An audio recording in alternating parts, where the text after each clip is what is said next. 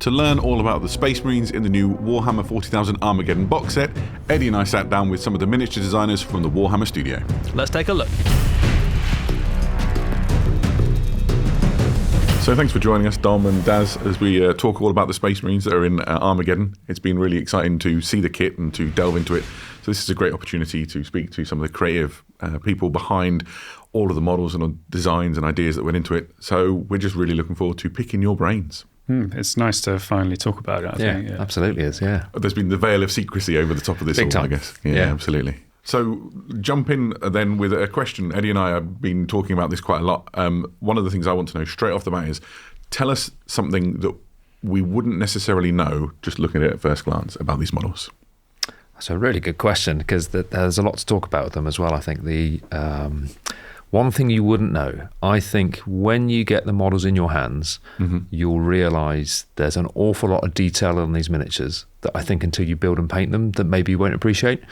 And we could take the humble Intercessor as maybe the starting point for that. Actually, one of the things we looked at across the set when we're first looking at this project was, how do we get that excitement for building it, for painting it, for having a place and time, and for really every single model to be a Space Marine, right? Not just another suit of armour, but actually a hero.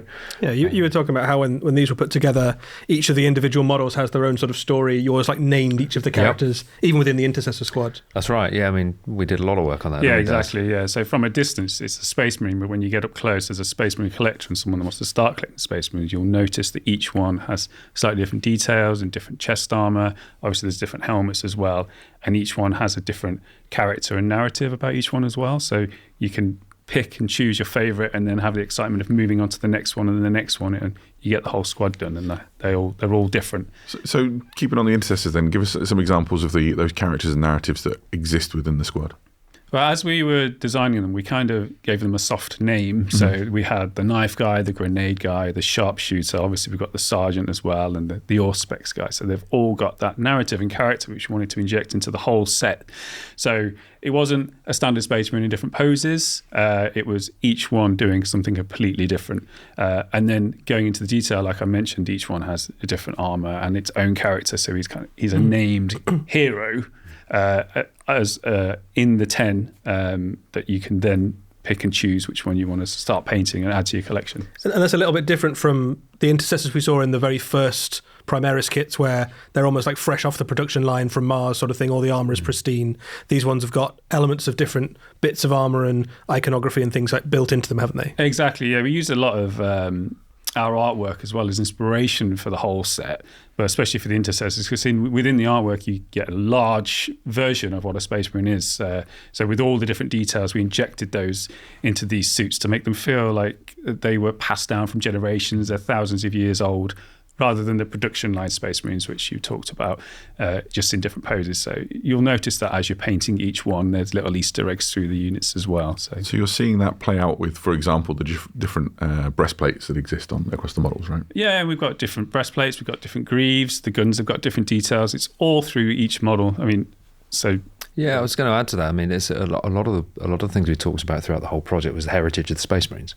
Because one of the great things about Space Marines, they've got like a 40-year history, and our job is to, it's an important job, is to not only refresh and update and bring new models into the range, but also they've got to be authentic, and they've got to be, they've got to be new to people that have collected for years. They've got to be new to people that have never seen a Space Marine before. So actually, it was quite a joyful experience doing this, because what are all the cool things we love about Space Marines? What are the things that got us excited when we put our first Marine kits together? How do we restore some of that? And so that's why, as Daz says, with even just the Intercessor squad, and I say just the Intercessor squad because like a Space Marine with the bolt rifle is such an iconic image. How do we make each of those feel like a character in their own right? How do each of those have a place on the battlefield? And just to add to what Daz was saying, one of the ways we also looked at this, and as a raid on the table, you can use these as either a 10-man squad or 2 5-man combat squads. And so one of my favourite things about this Intercessor squad is that actually there's a leader in the sergeant, and there's his second in command who's leading the second combat squad. And This if you is want the to, one with the bolt pistol pointed forward, yeah, and that's again, it comes back to archetypes. Actually, we said, well, he is second in command, and he's not a sergeant, but he's still a really, really talented Space Marine who's been through countless, campaigns and war zones. So that's recognised in his well, certainly from our perspective, in his position in the squad as well. And those are the little things for me that really bring it alive, actually. Yeah, and by adding that character in, it elevates the status of the standard Space Marine. So if one does die on the tabletop, you don't know which one to take away, because in the background they're so important and they've got so much history. Each one has a name. Taking one off needs to feel a little bit more important. Feel painful. It's a big deal, you know. Yeah. So when you lose one, you kind of feel it a little bit more. We were talking about that before, weren't we? Like when you take casualties on that squad, which is the first one that you take off, and you don't know which one. So I said I'll just roll a dice just to pick which one. But Stephen did a great job with these. Each one has got loads of character, and looking forward to painting them myself, I think. Have you got a favourite in the Intercessor squad, Des? I think the knife guy. I think he looks cool. He's in action. He's doing some, he's doing some stuff. I think he's my favourite. He's probably the one I'd probably paint first. So. You don't quite get a sense of it here, but the knife is actually almost like as long as a human torso, isn't it? Like, yeah, it's huge. It's only a knife because the Space Marine's carrying it. But they're all great. I think they're fantastic. Eddie, you asked the question then, which is your favourite in the Intercessor squad? Ooh, I think Knife Guy probably is my favourite. Is he? Yeah. So I've got weird taste when it comes to Space Marines maybe, but I always love a bit of forward momentum, the idea that they're like shock troops. And so this one here with his auto bolter has got this really lovely sense of forward motion. You can imagine blazing away from the hip. He was called Full Auto Guy. Was he? You see, that's a great name as well. Fantastic. Yeah. I love the sergeant. He breaks his silhouette a bit as well, and he's got that stepping forwards feel to him. So, the one opportunity to have a guy wielding a chainsword, which again is a really cool Marine weapon. Yeah. It's not a Marine box without a chainsaw in. Yeah, we wanted to make sure it had all of those archetypes in there, and with those weapons that you associate with the Space Marines, the classic bolt gun, and it's the chainsword was a given basically. Should we move on to one of the other units? So Vanguard Veterans, obviously very cool. They're the kind of fast attack element in this box. Tell us a bit about them.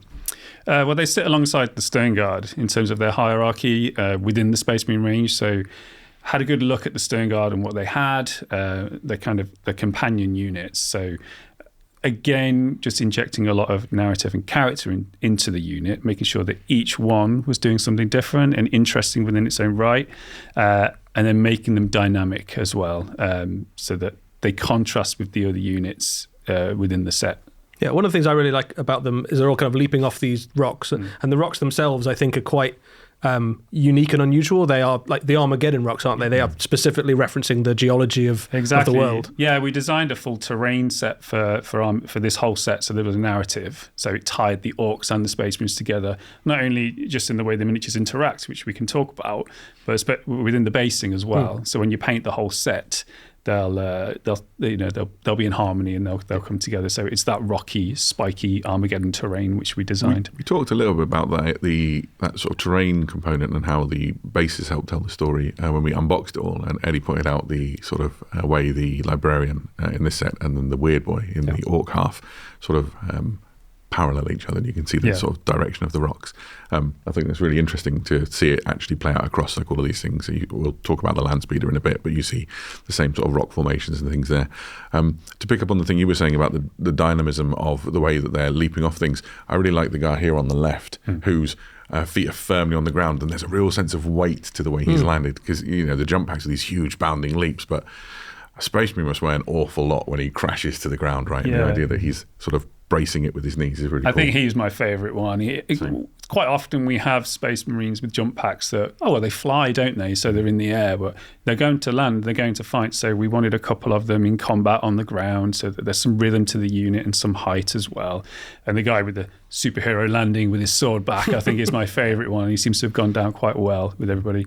But obviously they have the veteran markings, they have the crooks on the shoulder pads, they have the more ornate armour, they have more honours, the helmets are more ornate as well, and the poses, and one's got a big relic blade, so they're very, within where they sit within the army, they have their status. So. Yeah, the relic blade's very cool. That's the sergeant, isn't it, I think? Yeah, that's right. Yeah. And he's got like an even bigger, more ferocious looking power weapon than the rest of them. Exactly, as he should, and he has a helmet option as well. Yep. So where we can, we've added options in these as well. So that's it's a really good point, actually, Daz, because it's not something that's reflected when you build the models. There are, where we can, we've put multiple head options in these sets to provide choice. The captain's a really good example where actually he's got, 2 helmets and a bare head? That's right, yeah. So depending on, what type of crest you want in his helmet or what mark of helmet you want, actually you've got some personal choice there, which doesn't stop him being the named character in this box that he is. But equally, we've tried to look at opportunities where we can have the choice of either a helmet or a bear head, just to give that little bit of choice that maybe we haven't done in these sort of big starter sets before. And again, it's just another way to add some more character to things on top of the base I'm a poses. Space Marine collector, so I was like, what do I want? What would I want? What would a Space Marine collector want? It's a nice way to look at it. Right? Yeah, I was being a little bit selfish, but having some head options is always a bonus. So we've got that in where we can, where the opportunities. Should we have a look at the Gravis Marines? So these are a unit of heavy Space Marines in Gravis armor, Eradicators. Tell us about them.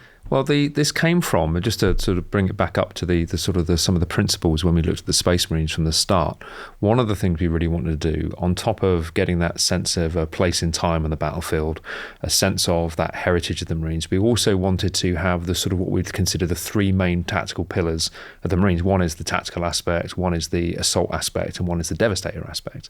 And so these fulfilled that. And also it gave us a slightly different dynamism to the three infantry units. So you've essentially got your assault squads, you've got your stoic, objective capturing line infantry of the Intercessors, and then you got the heavy blazers, right? And what says that better than a heavy bolter? So that heavy Gravis armor gave us a real distinct unit silhouette. It's a 3-man unit rather than a 10 or a 5-man unit, so you get that nice pattern across the battlefield when you put the squads out.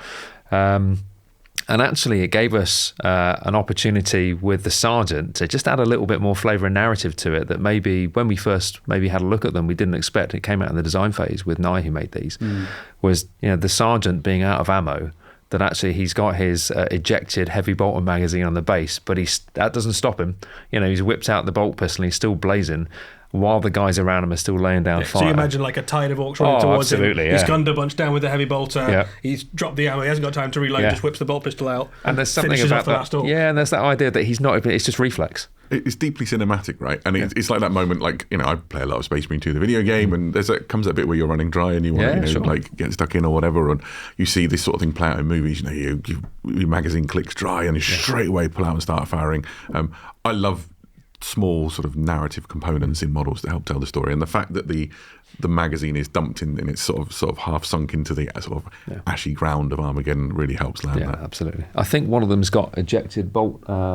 There's a pile of casings. There's a pile of bolt shells. You can imagine he's been standing there for a while, just sort of churning through his magazine. And it's those little things that really excite me about these sort of projects. Was actually. Again, it's when you get the model in your hand and you're putting it together and go, oh, that's cool, because that connects this part of the model or this part of the story. And I think that's where, it's easy to assume that because we've done so many Space Marines over the years that it's like, oh, it's just another Space Marine. None of these are just other Space Marines. Every single model's had a narrative, a name, an archetype, a reason to be in this set. And we'll get onto the characters, I'm sure, in a bit, because then we'll get, really excitable. But a flawless segue, I think we can. Well, let's use that. Yeah. To quickly mention about the Gravis, they've had the same treatment as the Intercessors in terms of the armour is different as well. Yeah, I noticed that when I was building the Gravis that we've had so far. It's pretty much been the same suit. So it was like, how do we nudge that on a little bit? How does each Gravis look quite different when you get up close? We've got one of the different faceplates feels like a Mark 7 faceplate inside the sort of outer Gravis shell. Yeah, we had a bit more fun with it. And then you'll notice that the greaves, one's got studs on the greaves, the bonding studs, and then there's more purity seals. Again, we've just injected a little bit more of that. And you were saying how the faceplates on them, it's not the whole helmet necessarily that's either Mark 7 or Tacticus. It's like the front bit of the helmet comes off. Yeah, so I think it was important for us not to label the armour as this type of armour or that type of armour. It's Space Marine armour with elements from, it nods at other elements of different Space Marine marks of armour. So the top cap is the same, but it's the face plates that swap out. And we've done that before on the Mark 6 style helmets as well. It's essentially the face plate that comes off. But you'll notice that some shoulder pads are just full shoulder pads without the trim on. And then we've got the large greaves as well. And we just put that through the whole set. We had some fun with it too, but Space Marine collectors will really value that, I think. So. Cool. Well, let's move on to the characters. I think possibly my favourite model in the box is the standard bearer, just because the banner's just wonderful, right? It's really fun to paint, incredibly thematic to Armageddon as well. How did you kind of go about designing that?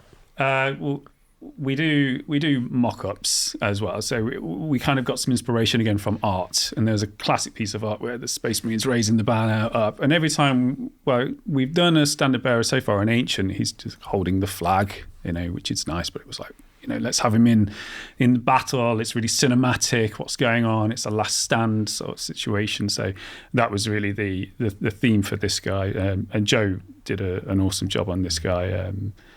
Just gripping the banner instead of just having a flag. You can imagine it in a diorama, can't you? Like just a mound of dead Space Marines and Orcs. He's like standing in the middle of it. This whole set is a diorama. When we sat down originally, it was like, what are we going to do? It's going to be narrative. It's got to have character. It's got to be cinematics. It's a snapshot of a battle. So having him there on a mound at the back, you can picture it in your head what's going on. So I've had quite a lot of fun with this guy. I built him on a lunch break, and I've been Dark Angeling mine up. So I use one of the hooded helmet heads, right. And that ties in quite nicely because he's got sort of loincloth thing at the front. Yeah. And I just had fun sort of pivoting the head at different angles, and so looking at the flag, and he looks like he's sort of exhorting his battle brothers to take heart from the stand or whatever. But you turn the head a little bit towards his right, and suddenly he looks like he's sort of ready to lead a charge off in a direction. I really like how much sort of motion there is contained within the model, and the way that he's got that flag held high. We designed a specific Armageddon banner as well. There's room to put your chapter heraldry on there as well, but we wanted a unique banner for the campaign of Armageddon, so that was on there. So we had a bit of fun doing that too. Traditional ancients, in the sort of broader range, your ancient will really have your company banner, and that was a good reason for another point of difference to go. It's not just another reason, because every Space Marine player's probably got an ancient or two, maybe three. And we said, well, actually, how can this be different? And the campaign. The idea that you're carrying the standard of the campaign you're doing rather than your company specific banner was another aspect to get, again, a more cinematic feel. It helps tell the story of the Operation Imperator, this crusade that the Space Marines are launching to relieve Armageddon, because a lot of the chapters present aren't able to send full companies, a lot less. And it's the idea that they're sort of carrying a specific banner for this thing, because the second company banner is elsewhere, right? This is what you've got, and that I think is a really nice hook that you can imagine. Each of the Space Marines, they've sworn these oaths to relieve the planet. That's really you could also imagine like a mixed Space Marine army, right, where you've got some Blood Angels, some Ultramarines, and some Space Wolves, and one of them's got the kind of Crusade banner, and they're all following behind I like that a lot. Yeah, that'd be nice. We elevated the status of the Ancient a little bit on here as well. The ones we've done before is essentially been an intercessor with a banner with this guy. We gave him the surcoat, and we sort of leveled him up a little bit more of a veteran status, because he is going to be an honoured brother. So we did bump him up a little bit in the way that we decorated him and designed him. So. He's got the laurels of victory on as well, hasn't he? So again, that's one of those subtle nuances of something that's really important in the honorifics of the Space Marines. Obviously there's a lot of iconography on Space Marines. We put a lot on different miniatures over the years, but there's an awful lot of hierarchy behind that. And that's something that, if you don't know a lot about Space Marines, it doesn't really matter, but if you know, it's there. You've got lots of like nice open bits on the banner as well. There's a little kind of shield section at the bottom if you want to put some iconography that you've either like researched and gone, oh, this means X or Y, or you go, I'm going to use this and I'm going to decide that it means I killed my friend's Eldar last week or something. And it's a balance that, it's something Daz is really, really serious about with all of miniatures design, is we've got to make these models paintable.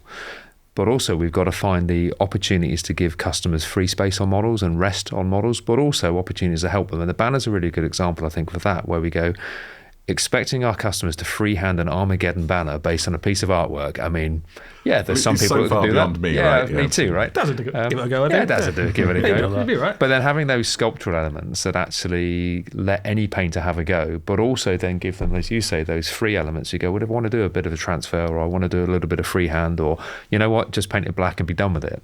I definitely appreciated the Armageddon word written embossed. Put the wash in, and I was like, that is much better than I would ever have done. That's better than my handwriting, for sure. Cool. So should we move on to another character then, since we're going through them? The Chaplain is in many ways the star of the cinematic trailer that we saw. And I think that's largely inspired because of how badass the model looks, right? Where did he come from in the sort of mind of the creative team? Well, we wanted, obviously with these sets, we always like to add something new, and we knew that we wanted a jump pack Chaplain very early on, and there's nothing more 40k than a Space Marine with a skull helmet. so we knew we needed one of those in there, and again, to lead the Vanguard, he needed to be in there, but like Joe did a great job on this. It's a super dynamic pose. He's got everything that a Chaplain should have, with the Crozius, the Rosarius, the Absolver bolt pistol. But he's all singing, all dancing. This guy is my favourite model in the kit because he is so iconic and he is so 40k. So he's got the tone, hasn't he, as well? Yeah. That sort of a lot of people will talk a lot about that the grim darkness of Warhammer 40,000, and the Chaplains are the absolute epitome of that. And I think it's a really good balance of getting that grimness and that tonal variation that you wouldn't necessarily see in an Intercessor. But at the same time comes back to also extremely paintable as well. It's not crusted with detail, is it? It's not been, overwrought. It's actually the key elements that make it really unique and grim and gothic are really well done. But again, you can paint that however you want. And I think that's again, it comes back to that point of we want that experience for every customer. You want to get the excitement of seeing this for the first time. You want to carry that excitement into building these kits, and you want to carry that excitement into painting them. And then if you decide you want to play games with them, you carry that excitement all the way. And every step of the design process is about how do we make sure that we have a great image that is captured then through that entire journey. And whether you build half of it and leave it on the shelf for a year and paint it later on, why are you looking at me? fine. I don't know, Eddie. You're a more prolific painter than I am. But the point of that is that we want that joyful experience all the way through, from the initial excitement right through to the last paint, the paint stroke you put on your models. Yeah, you can imagine like somebody who wants to just get that Chaplain on the board. You could probably do a fairly good job with 3 paints, right? You could get him looking very good. And if you wanted to just absolutely lavish your time and love onto the paint scheme, equally you could spend 100 hours painting a beautiful Chaplain. He contrasts really nicely with a lot of the other models as well. And I know a lot of people that will be getting this set have got loads of Space Marines and will be adding this. For some people, this will be the first time that they've seen Space Marines. So who is that guy? Why has he got black armor? And why is he different to the Librarian who has blue armor? So there'll be lots of questions, and it really says a lot about Space Marines and Warhammer 40,000. So I think he's I like got a that good place. the Librarian, the Captain, and the Chaplain are all like very iconic versions. Exactly, the greatest hits of the Space Marine heroes, really, aren't they? Yeah. The Librarian is interesting in that he's got a very sort of clear pose pushing forward with his 4 staff. The sort of direction of the rock formation looks like it's almost sort of moving with his motion. How did you make a decision on what to do with the Librarian, considering all the options that face you? We had a chat about it quite early on.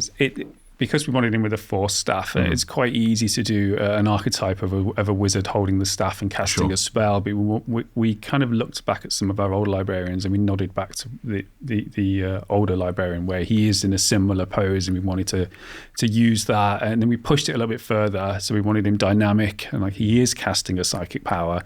And then again, paired with the Weird Boy, which we've spoken about, that they create a small diorama. So we just wanted to make the Librarian feel more powerful. I love the cloak. It's just like billowing. You can imagine the sort of psychic wind whipping around him. Like it's so dynamic as a piece. Yeah, and we've moved him along with the design language as well to match the Leviathan Librarian who was in the Terminator armor. Is that the sort of inlay on his armor? Exactly, yeah. It's got the runes in there. And so they hang together quite nicely now. It's one of the things you'll see, obviously, when you focus on the orc side of this as well, because there's a mirror to this. This side of the set wasn't made in isolation. It's quite the opposite. We planned all this together right from the start. So when, sorry to interrupt, but so when the Librarian is being done, is the designer working alongside the designer of the Weird Boy to that's really cool. Yeah, I was over at the desk and they were over at my desk. I was lucky enough to make the Librarian, and we had them on screen together as well, and then we tweaked them. And it was the same with the Captain and the War Boss, which we'll talk about. So again, small dioramas. So if you got them and you just went, I'm just going to make a diorama out of them, and they'd work perfectly together. Very cool. Having that interaction, the whole set together, adds to that cinematic feel that we were going for. So, well, let's talk about the Captain, because I think a lot of people, certainly when we did the unboxing, the crowd went wild. The crowd went wild. Yeah, I mean, a lot of love for the Captain. Possibly the best Space Marine Captain model we've done to date. I think right up there. It's a bold claim, but he's very cool. How did you go about creating that? So the idea with him was pushing the pose as far as it could go, making him super cinematic. I keep saying cinematic, but it was such a driver for the set. He's drawn his sword right back. He's got his scabbard behind him, and he's about to take on the fight with the biggest war boss you've ever seen. So he needed to take up some room and some presence as well. And he's got those. Dom said very early on, we want the classic weapons of the knight's weapons of the shield and the sword. So it was all about pushing that combative nature of him and making sure he had all of the elements that a Space Marine captain should have, so that instantly he's the boss. He's the leader of the there's no doubt, is it? You look at this, and you're like, he's definitely in charge. Exactly. Yeah. And we had to do that. we had to keep pushing him because the Chaplain was standing out so much. We were like, we need to elevate this guy more. We was like more and more, but being very conscious of it. But making sure he did feel like the classical Space Marine captain and the leader of the whole force. He's in pretty august company, isn't he? When you think about it, the amount of detail that's going on with the Chaplain, the Librarian is extremely sort of well decorated with all that extra detail on his armor, his long cloak, and then the size of the standard for the Ancient. You really could imagine he is competing amongst his brothers for sort of that status. I think some of that battle is won by he's got like a really cool hero rock. He's got the sort of iron halo silhouette behind his shoulders as well. There's a lot going on in his favour. Some great helmets on that kit as well. I think that's one of the things I noticed. I really like the kind of Greco-Roman plumed helmet. It's really cool, but the unhelmeted one is very cool as well. Did you have a favourite of the mix? Yeah, I think they've all seemed to have gone down quite well. And obviously you can pop different heads on if you want to as well and make him your own. But yeah, I think the Laurels of Victory helmet with the Mark 7 style faceplate is probably my favourite one. I popped that one in there. I was like, because that's the one I want. So. I went for the bear head that we have here on mine. I think it's a really cool hairstyle that I can't do, so I'm all in on that. A Blood Angel's got to have great hair, though, right? That's one of the things. Yeah. It's quite like it feels like a weird thing to pontificate on, but I think that the hairstyles that where we've got them in the kit, the sergeant has like a really cool sort of mohawk thing going on. He's got like a really stylish look. I'm like, as a man with one hairstyle open to him, I celebrate it. Dad's actually a hairdresser in a previous life. There we go.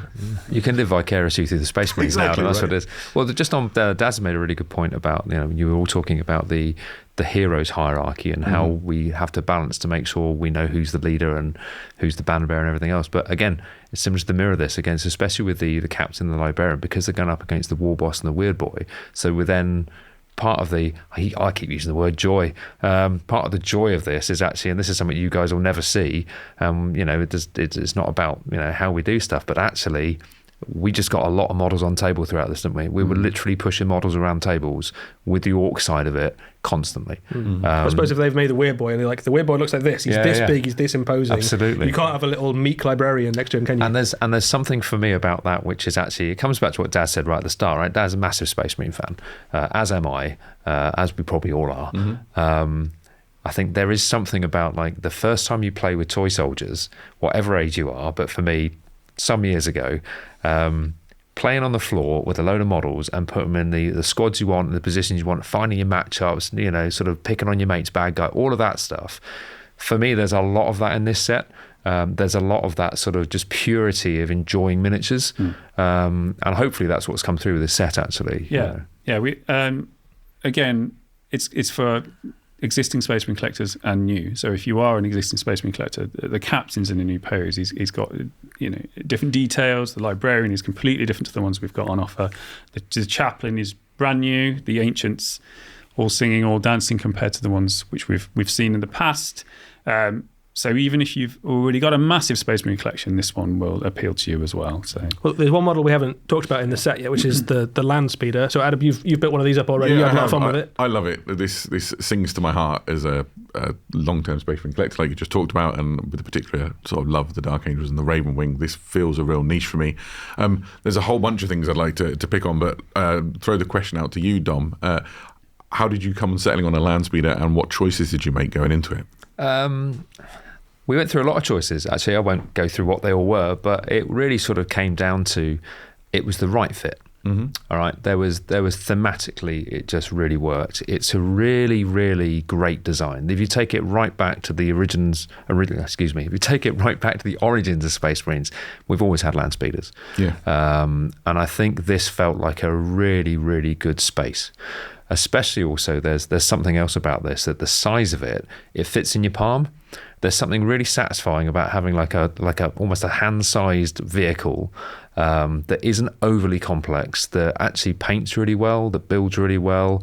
It's zippy in the game as well as it's around the battlefield. I don't want to cut you off, but the build on this was incredible. I've built a lot of models over the 36 years or so that I've been Warhammering, but this, for a vehicle kit that you might expect it to be quite complicated, the push fit on it was incredibly straightforward. Dare I say simple? And I love the way that all of that goes together. You remember, back in the day, we'd be putting elastic bands around kits and things to hold them together. I have memories of the early 2000s Landspeeder and basically just sitting holding it for about an hour while it dried. There was literally none of that. I popped it together over a lunch break and was over the moon with how well it went together. So. Well, when Dale made this, he's an expert vehicle designer, and actually the function of how this goes together was paramount, because we didn't want any model in this kit. We didn't want to sit there and go, oh well, that's a bit of a weak spot. And the way he constructed this, for me, it's almost just click and play. It's so straightforward. But none of that is the expense of design, I don't think. And with it being push fit as well, it made it doubly hard as a designer. And Dale, as Tom said, did a fantastic job. Going back to the first, it was why the Landspeeder. We did look at the Space Marine range, and we know we've got the larger Landspeeder. And I didn't realise how big it was until we got it back onto the table, and I looked. So there's definitely a gap for it to fit within the range and to bring back the classic look of the Landspeeder. It's fantastic. Classic weapon options on there as well, obviously. That's where I was going. Yeah, absolutely.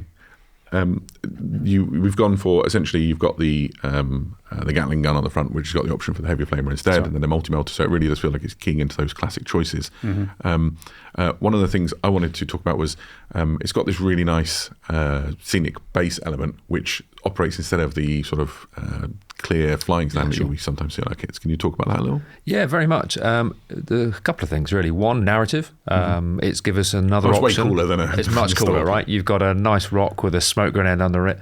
I think actually it helps with how you build it. You can push all of that together with no glue. You can choose to glue it if you want to, but I think so stability-wise, massive improvement. And it just looks cool. And it allows us to actually get the Landspeeder off just being level. We've got a little bit of tilt in it too. Exactly. And we wanted that idea that it's like careening around the battlefield, banking really hard, turning. It's got rockets under its wings as well. So it's got some extra weapons there too. So it's really about how do you add narrative and character to a vehicle that, by the fact that they're not human or transhuman in this case, you can't exactly pose it, can you? No, absolutely. So it's a little bit of that, but also we recognise that actually, there's an opportunity there to not break the feel of the story and the immersion on the miniature. And I think in this case, if we put a clear plastic rod on it, it would have instantly broken that immersion. Yeah. And one of the nice things about this kit is. Inside it, when you're building it, you do have the alternate keel, which doesn't connect to anything. So if you wanted to fix it to a base in a different way, then you're entirely able to. Which, as a person who is staring down the barrels of wanting more than one of these, I think is quite reassuring, actually. Yeah. I think a lot of people with these box sets tend to go, I'll buy one, you buy one. Trade. I'll have all the Space Marines, you have all the Orcs. Yeah. So you might end up with a couple of Landspeeders or a couple of units, and at that point, all the alternate heads and things start to really kind of pay off. Yeah, making the Landspeeder robust was one of the big things we wanted. So it did survive the trip from your house to the gaming club or your friend's house. So, and it's really strong on that base as well. So you can rest assured there. And again, it has a really nice rhythm within the set. So it gave some height to the Space Marine side, and then looking at the Orcs, they don't have anything that's flying, so it balanced that out really nicely. We made those decisions very early on all together. So Daz, when you get your box set home and you're finally allowed to take your own copy home, what's the first model you're going to build up and paint? It's a little bit narcissistic, but probably the captain I made, because I want to convert him a little bit, and maybe different head, maybe things like that. Do you have aspirations for doing anything particular to him then? I collect silver skulls, so I'll probably add some flavour there, and maybe some iconography onto him there. I'll have a look. Usually these things just happen by osmosis as it goes through. So. How about you, Dom? It's going to be the Intercessors. Okay. I'd paint all of them first. I'm very biased. But I'm painting Ultramarines this year. And I've painted loads of cool stuff. I've done all the elites first, a load of characters. And what I really need is some bedrock in my army. And I'm waiting for this box set to come out so that I can get Intercessors into my Ultramarine army. It's the curse of knowing what's coming, right? Actually, I changed my mind. I'm going to do the Vanguard Veterans first because I need some in my army. Yeah. There you go. So I just want to do it. I'm going to do it all, obviously, but yeah. Excellent. Well, look, it's been lovely to have you come and spend a few minutes with us talking about all your insights about these amazing Space Marine kits. We are over the moon with them. I think they've been received really well, and we can't wait for you, the public, to get your hands on them when Armageddon launches. Dom, Daz, thanks for joining us. Thank you. Thanks, guys.